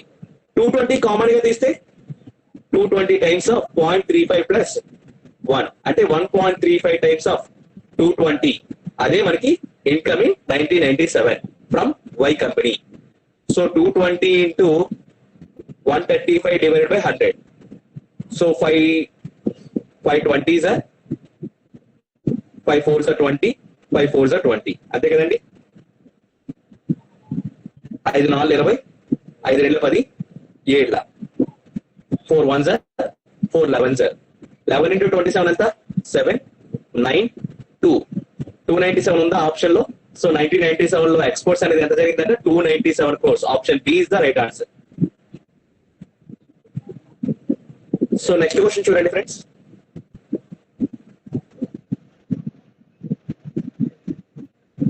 If the expenditure of company X and Y in 1996 were equal, company X యొక్క expenditure, company X యొక్క expenditure, company Y యొక్క expenditure 1996 లో సమానం అంట. తర్వాత and total income of the two companies in 1996 was 342 crores. Company X యొక్క income, company Y యొక్క income రెండు కూడా సమ్ చేస్తారంట 342 కోట్లు అంట. ఇది కూడా 1996లోనే. ఇక్కడ ఏమడుగుతున్నాడు? What was the total profit two companies together in 1996? What was the total profit of the two companies together in 1996 ఎంత అని అడుగుతున్నాడు. ఓకేనా. ముందు నాకు కంపెనీ ఎక్స్ కి సంబంధించిన డేటా అనేది రాసేద్దామండి. కంపెనీ ఎక్స్ కి సంబంధించిన డేటా డయాగ్రామ్ ప్రకారం 1996 లో నాకు ఏం తెలుసు? కంపెనీ ఎక్స్ అంటే బ్లూ కలర్ అంటే 40%. ఇప్పుడు నేను ఇంటూ 100 రాయనంటే మీకు తెలిసిపోయింది కాబట్టి డైరెక్ట్ గా 0.4 రాసిస్తాను. 0.4 ఈక్వల్ టు ఇన్కమ్ ఎంత? ఇన్కమ్ ఎంతో నాకు తెలియదు. ఈ ఇన్కమ్ ఆఫ్ ది ఎక్స్ ని నేను ఏమనుకుంటానంటే ఫర్ సపోజ్ పి అని అనుకుంటా. ఓకేనా. Income of the X equal to P. మరి ఐ యొక్క ఇన్కమ్ ఏమవుతుంది? ఇది పి అయితే ఇదేమవుతుంది? 342 మైనస్ పి కదా, అంతే కదా మీనింగ్ అనేది. So income from the X side is equal to P, income from the Y side is equal to 342 minus P అనమాట. ఓకేనా? సో ఇప్పుడు నాకు ఇన్కమ్ ఎంత అండి ఎక్స్ కంపెనీకి సంబంధించి పి, ఎక్స్పెండిచర్ అంతా అది నాకు తెలియదు, కానీ దీన్ని ఒక సింబల్ తో ఇండికేట్ చేస్తాను, ఈఎక్స్ అంటాను. ఓకేనా? లేదా EX equal to EY equal to ఈ అనమాట. ఇలాగైనా అనుకుంటాను, ఈ అనుకుంటాను, డివైడెడ్ బై ఈ. ఓకేనా? ఇంటూ 100 రాయండి, ఎందుకంటే 40% డివైడెడ్ బై 100 చేస్తే 0.4 వచ్చింది. ఇప్పుడు నాకు ఏం చేయాలంటే అన్ని కూడా ఈలోకి, ఈ ఫార్మెట్ లోకి తీసుకొస్తానంటే ఎక్స్పెండిచర్ రూపంలో తీసుకొస్తాను. ఎక్స్పెండిచర్ రూపంలో కంపెనీ ఎక్స్ యొక్క డేటాను తీసుకొస్తాను, అలాగే ఎక్స్పెండిచర్ రూపంలో కంపెనీ వై యొక్క డేటాను తీసుకొస్తాను. ఆ రెండింటిని సమానం చేస్తాను, ఎందుకంటే కంపెనీ ఎక్స్ యొక్క ఎక్స్పెండిచర్, కంపెనీ వై యొక్క ఎక్స్పెండిచర్ సమానం అని వీడు క్లియర్ గా మెన్షన్ చేశాడు. సో మనం కంపెనీ యొక్క ఎక్స్పెండిచర్ ని ఈక్వేషన్ ఫామ్ లో తీసుకురావాలి, అలాగే కంపెనీ వై యొక్క ఎక్స్పెండిచర్ ని ఈక్వేషన్ ఫామ్ లో తీసుకురావాలి. ఆ రెండు ఈక్వేషన్ ని సమానం చేయాలి. ఓకేనా? సో ఇక్కడ ఏమవుతుంది? ఈ times of 0.4 equal to P minus ఈ. సో మనకి మైనస్ ఈ అనేది అటు వెళ్తే 1.4 టైమ్స్ ఆఫ్ ఈ ఈక్వల్ టు పి. ఈ అనేది ఏమవుతుంది? P by 1.4. ఇది ఈక్వేషన్ నంబర్ 1. కంపెనీ ఎక్స్ యొక్క ఎక్స్పెండిచర్ అనేది పి బై 1.4. ఓకేనా? ఇప్పుడు నాకు కంపెనీ వైకి సంబంధించిన డేటాను చెప్పండి. కంపెనీ వై 1996 లో ఎంత పర్సెంటేజ్ సంపాదించింది? ప్రాఫిట్ 45%, అంటే 0.45. దీని యొక్క ఇన్కమ్ ఎంత? 342 minus P. 342 minus P minus దీని యొక్క ఎక్స్పెండిచర్ ఎంత? కంపెనీ ఎక్స్ యొక్క ఎక్స్పెండిచర్ అయినా, కంపెనీ ఈ యొక్క ఎక్స్పెండిచర్ అయినా ఈ అని అనుకోమన్నా. సో ఇక్కడ కూడా ఎక్స్పెండిచర్ అనేది ఈఏ. ఓకే, సో నెక్స్ట్ ఈ టైమ్స్ ఆఫ్ 0.45. సో ఈ అనేది మనకి 0.45 టైమ్స్ అవుతుంది. ఈ అనేది ఇటు సైడ్ వచ్చేస్తే ప్లస్ ఈ అవుతుంది. సో 342 మైనస్ పి అవుతుంది. సో మనకి 1.45 ఈ అవుతుంది. సో మనకి 1.45 ఈ అన్నది అయిన తర్వాత ఈ అనేది ఒక సైడ్ తీసుకొస్తే 342 మైనస్ పి అపాన్ 1.45. మనకి కంపెనీ వై దగ్గర నుంచి ఎక్స్పెండిచర్ వాల్యూ వచ్చింది, కంపెనీ ఎక్స్ దగ్గర నుంచి ఎక్స్పెండిచర్ వాల్యూ వచ్చిందండి. So equation number 1, equation number 2 లో వచ్చినటువంటి రెండు ఎక్స్పెండిచర్ వాల్యూస్ ఏం చేయాలి? ఈక్వల్ చేయాలి. ఓకేనా? సో మనకి కంపెనీ ఎక్స్ ద్వారా వచ్చినటువంటి ఎక్స్పెండిచర్ వాల్యూ ఎంత? P upon 1.4 equal to company Y ద్వారా ఎక్స్పెండిచర్ వాల్యూ ఎంత వచ్చింది? 342 మైనస్ పి అపాన్ 1.45. ఓకేనా? ఇక్కడ వరకు క్లియర్ కదా? సో ఇప్పుడు మనం ఏం చేయాలి? మన నెక్స్ట్ టార్గెట్ ఏంటి? పి వాల్యూ ఎంతో కనిపెట్టాలి, అంటే ఇన్కమ్ ఆఫ్ ది ఎక్స్ ఎంతో కనిపెట్టాలి. ఓకేనా? So 1.45 P times of 1.45 equal to 342 into 1.4 minus P times of 0.4. అంతే కదండి? సో మనకి 145 టైమ్స్ ఆఫ్ పి అన్న 40 టైమ్స్ లేదా 140 టైమ్స్ ఆఫ్ పి అన్న ఒకటే meaning. Sorry, 1.4 times of P. నేను పి రెండింటిని కూడా ఒక సైడ్ తీసుకొచ్చేస్తాను. 1.54 టైమ్స్ నుంచి 1.54 తీసేస్తే 1.545 నుంచి 1.45 నుంచి 1.4 తీసేస్తే ఎంత తేడా? 145 నుంచి 140 తీసేయడమే, అంటే 0.05. 0.05 P equal to 342 into 1.4. So 1.4 ని 14/10 రాసుకుంటాను. 0.05 ని 5/100 గా రాసుకుంటాను. 10 1s are 10 10s are 5 1s are 5 2s are 342 into 14 into 2. P is equal to 342 into 14 into 2 అంటే 28. సో 342 into 28 ఎంత అవుతుందండి? 342 into 28. So 8 2s are 16, 8 4s are 32, 33, 3 8 24, 27, 24, 2 4 8, 2 3 6, 6, 7, 15, 9, 9576 వచ్చింది. 9576 అనేది రావడానికి అవకాశం ఉందా? సో ఎక్కడో తప్పు చేసామండి. సో పి వాల్యూ అనేది ఇంత రాదు, ఎందుకంటే మనకి ఇన్కమ్ వాల్యూ టోటల్ గా చేస్తేనే 342 కోట్లు వచ్చింది. ఇది 9000 దాటేసి ఎడిషన్ చేయాలి సార్. Thank you. ఇక్కడ మనం -1.4 ఉంది కదా, -4 1.4p అనేది అటు సైడ్ వెళ్తే ఏమవుతుంది, ప్లస్ అవుతుంది. నేను మైనస్ చేసేసాను.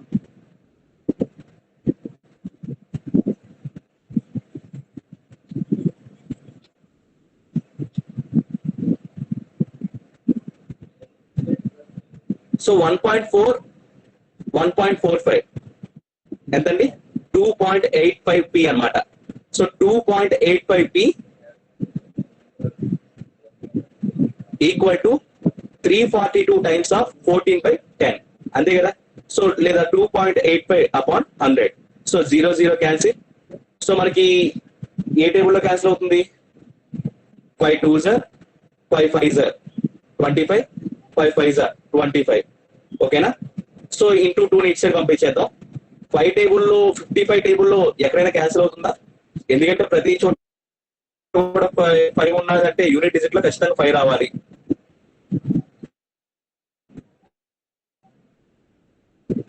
సో ఎక్కడైనా తప్పు చేసాము, తప్పే కదా. 1.45 1.4 342. సో 1.45 అనేది మనకి ఇక్కడ తీసుకుంటే 2.85. So 285 upon 100. సో 342 కరెక్ట్ కదండి. Okay, 342 minus p.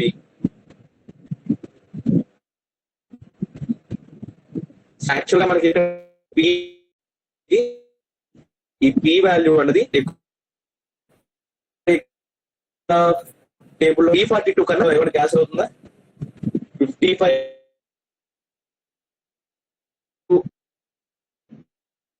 35 7 ఎక్కువైపోతుంది, 35 330. సో 55 6 దగ్గరగా ఉందండి. 6 14 అంటే 6 4 24 6 84. సో మనకి ఇక్కడ 8 అంత చిన్న వాల్యూ రాదు. సో మన క్యాలిక్యులేషన్ మిస్టేక్ ఎక్కడ చేసామండి. సో క్యాలిక్యులేషన్ మిస్టేక్ ఎక్కడ చేసాం. So 1 second.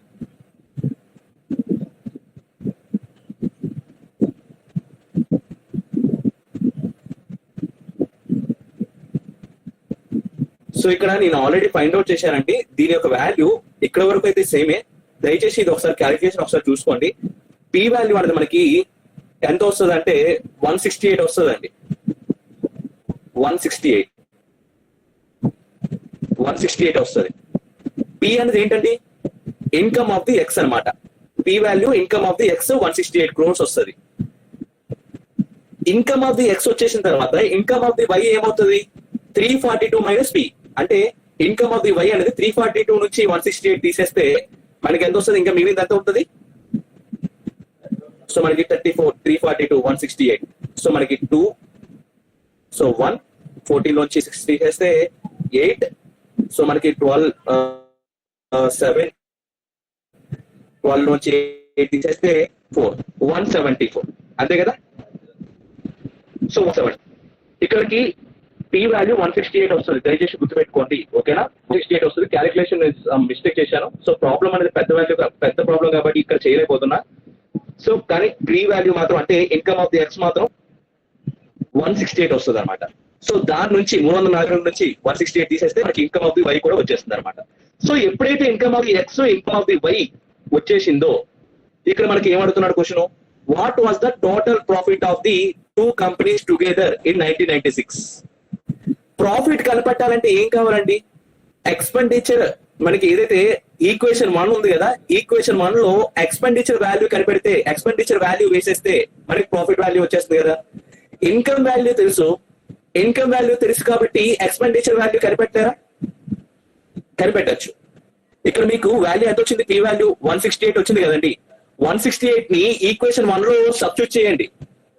168 ని పి వాల్యూని 168 ని ఈక్వేషన్ 1 లో సబ్స్టిట్యూట్ చేస్తే మనకి ఎక్స్పెండిచర్ వాల్యూ ఎక్స్ కంపెనీకి సంబంధించి ఎంత వస్తుంది అంటే 120 వస్తుందండి. ఎక్స్ కంపెనీకి సంబంధించి 120 వస్తుంది. ఎక్స్ కంపెనీకి వచ్చినటువంటి ఎక్స్పెండిచర్ వై కంపెనీకి వచ్చినటువంటి ఎక్స్పెండిచర్ ఒకటే కాబట్టి 120 అనేది రెండు చోట్ల ఒకటే. ఓకేనా. ఇప్పుడు మనకి ఎక్స్పెండిచర్ వాల్యూ వచ్చేసింది, ఇన్కమ్ వాల్యూస్ తెలిసిపోయాయి. టోటల్ ఎక్స్పెండిచర్ వాల్యూ అంతా కంపెనీ ఎక్స్ కి సంబంధించి 120, కంపెనీ వై కి సంబంధించి 120. టోటల్ గా ఎక్స్పెండిచర్ వాల్యూ ఎక్స్ కంపెనీకి వై కంపెనీకి సంబంధించి 240 crores అనమాట. ఓకేనా. అలాగే రెండు కంపెనీలకి సంబంధించిన ఇన్కమ్ ఎంత, రెండు కలుపుకుని 342 కోట్లు. ఎక్స్ కంపెనీ వై కంపెనీకి సంబంధించిన ఎక్స్పెండిచర్ 240 కోట్లు, ఎక్స్ కంపెనీ వై కంపెనీకి సంబంధించిన ఇన్కమ్ 342 కోట్లు. ఇన్కమ్ లోంచి ఇన్కమ్ కి ఎక్స్పెండిచర్ కి ఉండేటువంటి డిఫరెన్సే మనం ఏమంటున్నాం, ప్రాఫిట్ అంటున్నాం. సో 342కి 240కి తేడా ఎంతండి, 60 42 అంటే 102 కోట్లు అనేది ప్రాఫిట్ అనమాట. ఎక్కడుంది, ఆప్షన్ డి లో ఉంది. Option D is the right answer. So ఇక్కడ క్యాలిక్యులేషన్ కొంచెం జాగ్రత్తగా చూసుకోండి, ఎందుకంటే మనకి టైం కొంచెం తక్కువ ఉంది కాబట్టి నేను కొంచెం స్కిప్ చేస్తాను. ఆల్రెడీ చేశాను, ఇక్కడ వరకు మనకి కరెక్టే, కానీ ఈ ఈక్వేషన్ కొంచెం క్రిటికల్ గా చూసుకుంటే చిన్న మిస్టేక్ ఏదో చేసినట్టున్నా ఖచ్చితంగా మనకి పి వాల్యూ అనేది 168 వస్తుందండి. ఈ 168 ని ఈక్వేషన్ 1 లో సబ్స్టిట్యూట్ చేస్తే మనకి ఎక్స్పెండిచర్ వస్తుంది. ఎక్స్పెండిచర్ తెలిస్తే రెండు కంపెనీస్ యొక్క ఎక్స్పెండిచర్స్, రెండు కంపెనీస్ యొక్క ప్రాఫిట్ మధ్య డిఫరెన్సే మనకి రెండు కంపెనీస్ యొక్క ఇన్కమ్స్ మధ్య డిఫరెన్సే ప్రాఫిట్ అన్నమాట. ఓకేనా? సో నెక్స్ట్ క్వశ్చన్ కి వెళ్దామండి.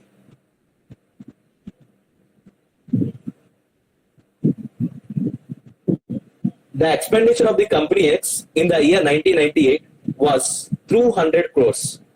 సో కంపెనీ ఎక్స్ యొక్క ఎక్స్పెండిచర్ అనేది 1998లో 200 కోట్లు అంటండి.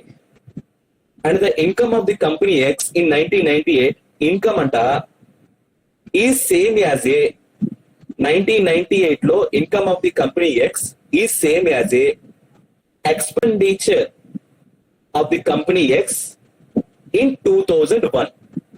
Okay, then the income of the company X in 2001 ఎంత? ఓకేనా? సో ఒక్క పాయింట్ పట్టుకొని మరొక వాల్యూ తీసుకురావాలి. ఆ వాల్యూని మరో చోట సబ్స్టిట్యూట్ చేస్తే మనకి ఫైనల్ వాల్యూ వచ్చేస్తుంది. సో చిన్న లింక్ పట్టుకొని మొత్తం ప్రాబ్లమ్ సాల్వ్ చేయాలి. సో ఫస్ట్ స్టార్టింగ్ లో లింక్ ఏమి ఇచ్చాడు, హింట్ ఏమి ఇచ్చాడు, కంపెనీ ఎక్స్ యొక్క ఎక్స్పెండిచర్ ఇచ్చాడు. ఎంత ఇచ్చాడు, 200 కోట్లు అన్నాడు. సో ఈ 200 కోట్లు తెలుసు అంటే ఎక్స్పెండిచర్ వాల్యూ తెలుసు, అలాగే మనకి గ్రాఫ్ ప్రకారం ప్రాఫిట్ పర్సెంటేజ్ కూడా తెలుసు. సో రెండింటిని చేసేసి ఇన్కమ్ కనిపెట్టేయండి. 1998 లో ఇన్కమ్ ఆఫ్ ది ఎక్స్ ఎంత వస్తుందో. సో ఎక్స్ 1998 బ్లూ కలర్ ఎక్కడ ఉంది, 55 దగ్గర ఉంది. 55% ఈక్వల్ టు ఇన్కమ్, నాకు తెలియదు అది ఇన్కమ్ ఆఫ్ ది ఎక్స్ నాకు ఎంతో తెలియదు 1998 లో, అది ఎలా రాసేసా ఐఎక్స్ అని చెప్పేసి. ఈఎక్స్ అంటే expenditure of the X company 1998 తెలుసు ఎంత, 200 కోట్లు. దేంతో కంపారిజన్ చేస్తున్నారు, expenditure of the company X తోనే కంపారిజన్ చేస్తున్నారు. ఇంటూ 100. ఓకే కదా ఇక్కడ వరకు? So 0.55 equal to IX minus 200 upon 200. So 0.55 అంటే 55/100 into 200 equal to IX minus 200. So 100 ones are 100 twos are 110 equal to IX minus 200. IX equal to అటు side వెళ్తే ఏమవుతుందండి, plus అవుతుంది. అంటే 200 ప్లస్ 110 ఎంత అవుతుంది, 310 crores. సో మనకి కంపెనీ ఎక్స్ యొక్క ఇన్కమ్ 1998 లో ఎంత వచ్చింది, 310 కోట్లు. ఈ 310 కోట్లు అనే నంబరు, ఈ వాల్యూ దేనికి సమానం అన్నాడు, income of the company X in 1998 is same as a expenditure of the company X in 2001. 2001లో కంపెనీ ఎక్స్ యొక్క ఎక్స్పెండిచర్ కూడా సేమ్ నంబర్ అన్నాడు, సేమ్ వాల్యూ అన్నాడు. అంటే మీరు ఏమనుకోవచ్చు, 2001లో ఎక్స్ కంపెనీ యొక్క ఎక్స్పెండిచర్ అనేది 310 కోట్లు అని సబ్స్టిట్యూట్ చేయొచ్చు. ఇప్పుడు 2001లో మీకు ఎక్స్పెండిచర్ తెలుసు, డయాగ్రామ్ బట్టి ప్రాఫిట్ పర్సెంటేజ్ తెలుసు, ఇన్కమ్ కనిపెట్టలేరా? ఇన్కమే కదా కనుక్కోమన్నాడు, the income of the company X in 2001 అని చెప్పేసి. సో 2001 దగ్గరికి వెళ్ళిపోండి. 2001 దగ్గర ఎక్స్ యొక్క డయాగ్రామ్ ఎక్కడ ఉంది, 50 దగ్గర ఉంది. 50% లాభం వచ్చిందట 2001లో 11 కంపెనీ ఎక్స్ కంపెనీకి. 50% ఈక్వల్ టు ఇన్కమ్ ఎంత అండి, ఇన్కమ్ నాకు తెలియదు, అదే కనిపెట్టాలి 2001లో, మైనస్ ఎక్స్పెండిచర్ ఎంత అండి, 310 కోట్లు. దేంతో కంపారిజన్ చేస్తున్నారు, 310 కోట్లతో కంపారిజన్ చేస్తున్నాం. పర్సెంటేజ్ కనిపెట్టారు కాబట్టి ఇంటూ 100. ఓకేనా, ఇక్కడ వరకు క్లియర్ కదా? సో ఈ డివైడెడ్ బై 100 అనేది అవుతుంది. So 0.5 IX minus 310. So 5/10 into 310 గా రాసుకోవచ్చు కదా. So IX minus 310. So 0 cancel, 5 1s are 5 3s are 15, 155. So IX minus 310, IX equal to 310 plus 155, 465 crores. So income of the X in 2001 year is equal to 465 crores. On the option lo, yes, option A is the right answer. So next question అండి,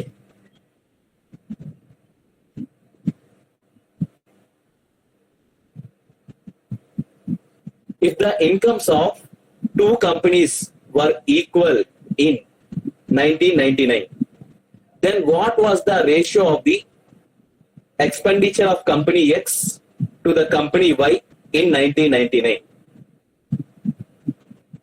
first statement ఏమన్నాడు, if the income of the two companies, అంటే company X యొక్క income అలాగే company Y యొక్క income రెండు కూడా సమానం అంటున్నాడండి. ఎప్పుడు? 1999వ సంవత్సరంలో. Then what was the ratio అంటున్నాడు, ఎక్స్పెండిచర్ ఆఫ్ కంపెనీ ఎక్స్, అంటే కంపెనీ ఎక్స్ యొక్క ఎక్స్పెండిచర్ టు కంపెనీ వై యొక్క ఎక్స్పెండిచర్ ఎప్పుడు? 1999లో ఎంత అంటున్నాడండి, అంతే. సో మీకు తెలిసిన డేటా ఏంటి? 1999లో ప్రాఫిట్ పర్సెంటేజ్ ఎంత? కంపెనీ ఎక్స్ ది కంపెనీ వైది. కంపెనీ ఎక్స్ యొక్క ప్రాఫిట్ పర్సెంటేజ్ 1999లో 50%, కంపెనీ వై యొక్క ప్రాఫిట్ పర్సెంటేజ్ 1999లో 60%. ఓకేనా? సో 0.5 ఈక్వల్ టు ఇన్కమ్ ఎంత? ఇక్కడ నేను దీని ఐఎక్స్ రాసుకుంటానండి. I X equal to I Y equal to I అనమాట. అంటే ఎక్స్ కంపెనీ యొక్క ఇన్కమ్ వై కంపెనీ యొక్క ఇన్కమ్ సిమిలర్, అంటే ఐకి సమానము. ఐ మైనస్ కంపెనీ ఎక్స్ యొక్క ఎక్స్పెండిచర్, అంటే అది నాకు తెలియదు, అదే నేను కనిపెట్టాలి. ఈఎక్స్ అపాన్ ఈఎక్స్ తో కంపారిజన్ చేస్తున్నాడు. ఎందుకంటే ఇంటూ 100 రాయడం, ఎందుకంటే ఆల్రెడీ 50% ని 100 లో డివైడ్ చేసేసాను కాబట్టి. ఓకేనా?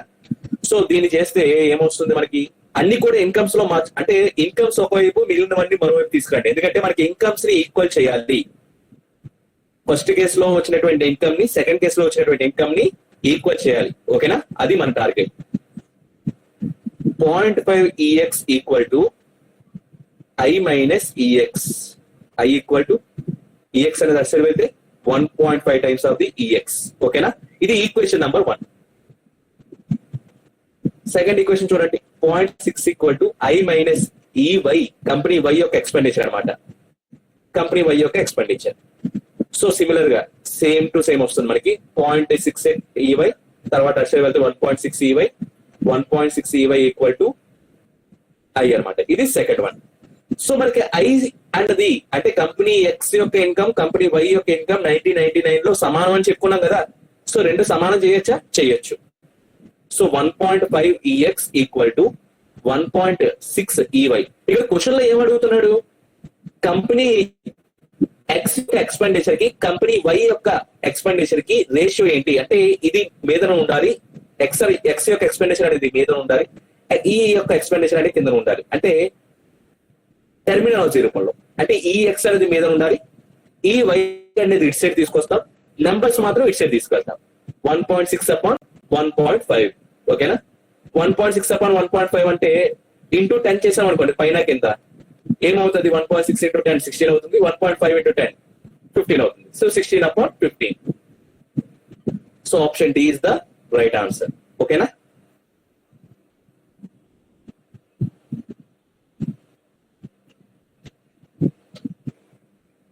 సో ఇది మీరు హోంవర్క్ చేయండి ఫ్రెండ్స్. ఇది లైన్ చార్ట్స్ లో ఇంక ఇదే లాస్ట్ ప్రాబ్లం అనమాట. ఇది హోంవర్క్ చేయండి దయచేసి స్క్రీన్ షాట్స్ తీసుకొని. సో దీని తర్వాత ఏదైతే వర్క్ షీట్స్ ఉంటాయో వర్క్ షీట్స్ లో ఉండేటువంటి ఎగ్జాంపుల్స్ కూడా ప్రాక్టీస్ చేయండి. తర్వాత మాక్ టెస్ట్ కూడా రాయండి. సో ఇంతకు మించి ఇంకా ప్రాక్టీస్ అనేది అవసరం లేదు. మాక్సిమం అన్ని మోడల్స్ దీంట్లోనే ఈ 3 స్టెప్స్ లోనే కవర్ అయిపోతాయి అనమాట. ఓకేనా? ఈ 3 స్టెప్స్ ఏవైతే ఫుల్ ప్లేజర్ గా కవర్ చేస్తారో వాళ్ళకి ఖచ్చితంగా డిఐ నుంచి ఒక్క క్వశ్చన్ కూడా బయటికి పోదండి. ప్రతి క్వశ్చన్ మీరు చేసినట్టు అవుతారు అనమాట. ఓకేనా?